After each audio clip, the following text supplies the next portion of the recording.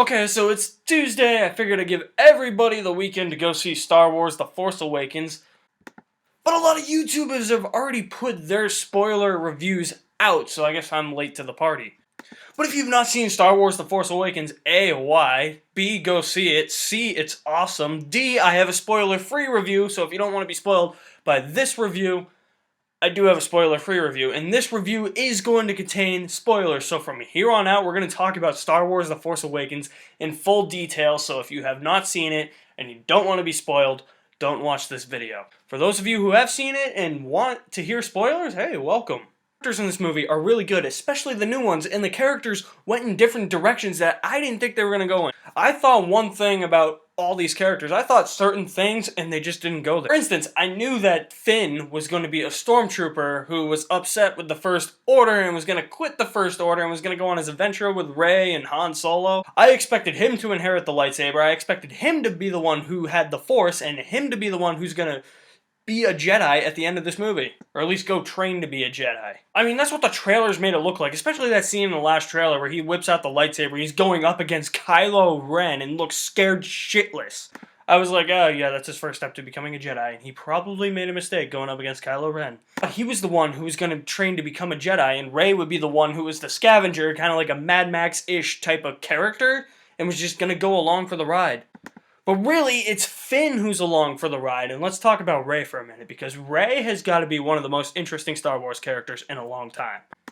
Rey, to me, it's just like I said, she's a scavenger on the planet of Jakku. She's waiting for her family to come home. They went somewhere, and she is there waiting, and she wants to stay there waiting for them to come back. She's kind of got that, like I said, that Mad Max-ish type of feel to her, but when she goes out on the adventure, when she meets Finn, that's where you're kind of like, there's something fishy about this chick. And then when they're being chased, they get into the Millennium Falcon, and she's like, no, let's not get into that ship, that's garbage. And I'm like, she's talking about the Millennium Falcon, isn't she? And then it shows the Millennium Falcon, and I'm like, oh yeah, that is amazing.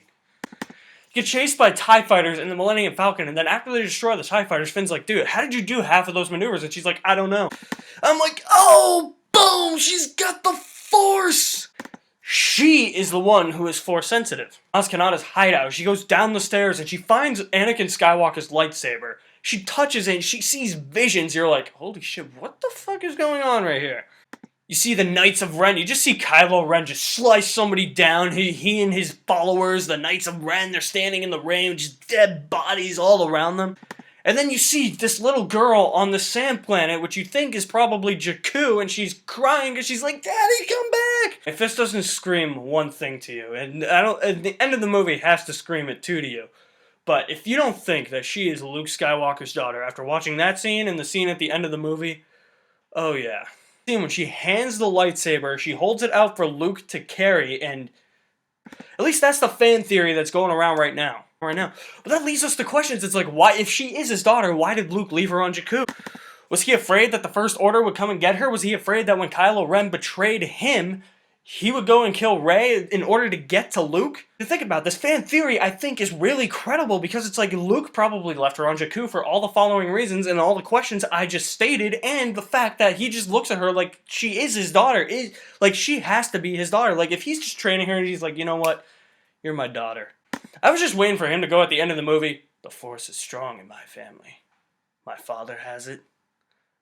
I have it. My sister has it. And you have that power too. But it's been done in a movie called Return of the Jedi. But to me, it's just the way Luke looks at her. I'm like, she is definitely his daughter. She has to be, because Luke... Wait a minute, though.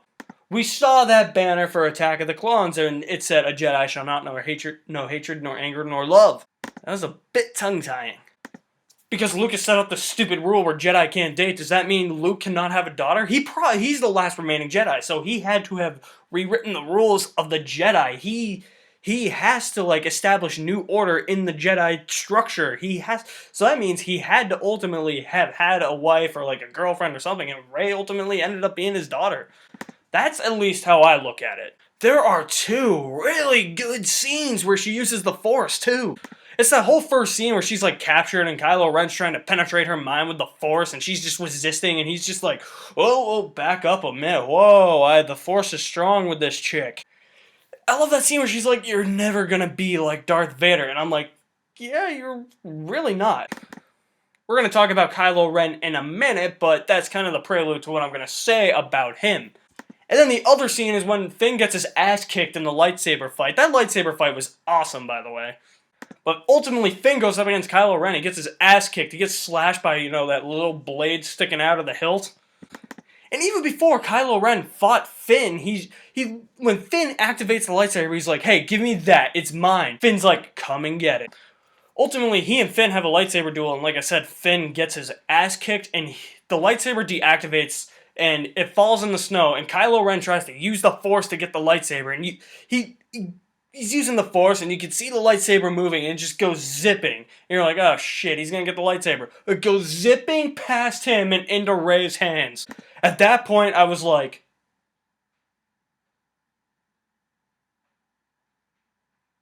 oh yeah. She's definitely going to be a Jedi.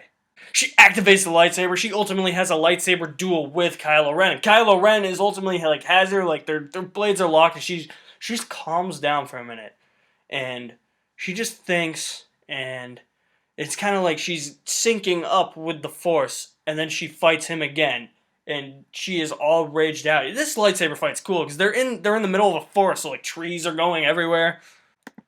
Kylo Ren got shot by Chewie before, and this scene happened, so he's pumping his fist to his chest, trying to get the blood going like this.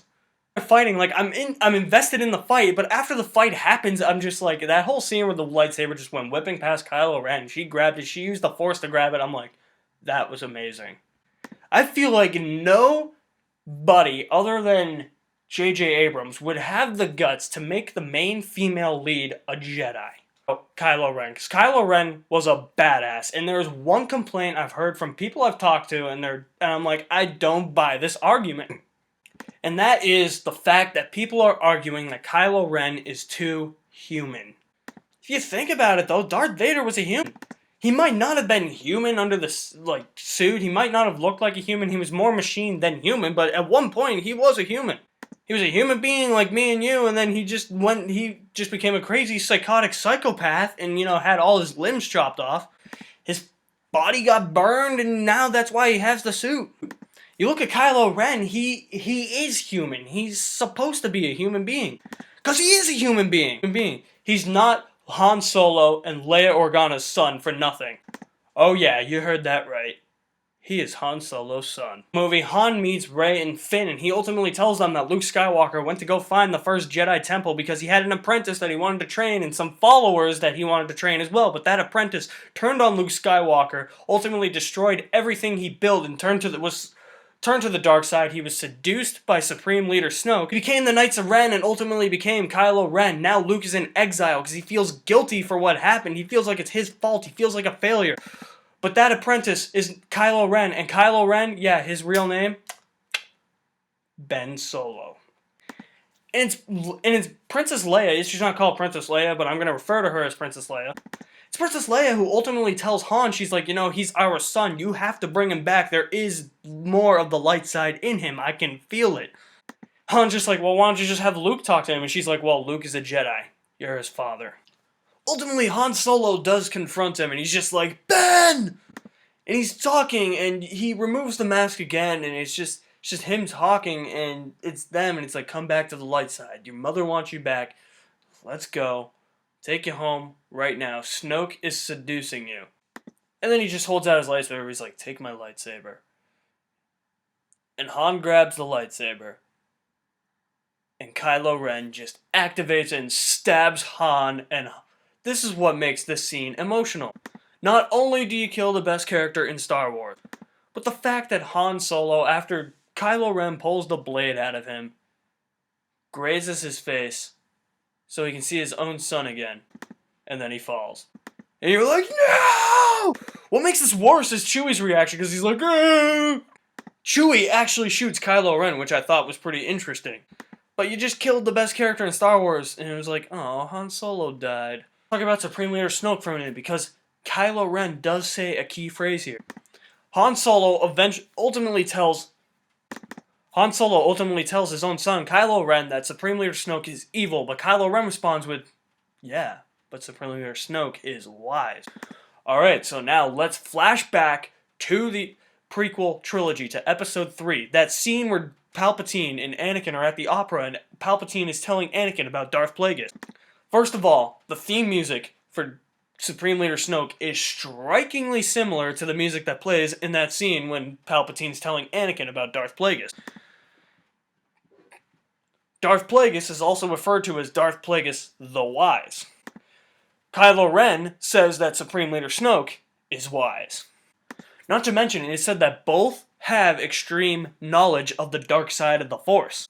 And the physical descriptions of Supreme Leader Snoke match those descriptions that we were given of what Darth Plagueis the Wise looked like. It stated that Supreme Leader Snoke is kind of considered vulnerable, so in his weakened state, if he is Darth Plagueis the Wise and he did cheat death, in his weakened state, he probably waited for Emperor Palpatine, who was Darth Sidious, to either end his reign or get killed, and then he would rise up, unleash hell on Earth, and become Supreme Leader Snoke without anybody knowing that he was Darth Plagueis the Wise. Same way Palpatine took over the Senate without anybody knowing that he was Darth Sidious. Until Anakin totally saw through that. I could totally see that happen. I hope that happens, because that would be a really wise decision, because then the whole saga would just come full circle. It would be a great way of linking the 3 trilogies together. And give a little bit more credibility to the prequels. Here for this review for Star Wars The Force Awakens. This is the spoiler review. It's more of like a spoiler talk. I'm going to call it a spoiler review. A lot of questions, few answers, a lot of theories, a lot of details in this video, and it's interesting to think about all these details in a Star Wars movie. Never thought Star Wars would go this far, and never thought we'd ever get Episode 7. A lot to think about for a Star Wars movie, and it's interesting that a Star Wars movie gets us talking about this stuff. Okay guys, I'm going to be signing off. You guys know where to find me. You can like me on Facebook, follow me on Twitter. You're on YouTube, hit the big red subscribe button. I'm going to be signing off till after the holidays. So I want to wish everybody a Merry Christmas and a Happy New Year, and I'll see you when I see you.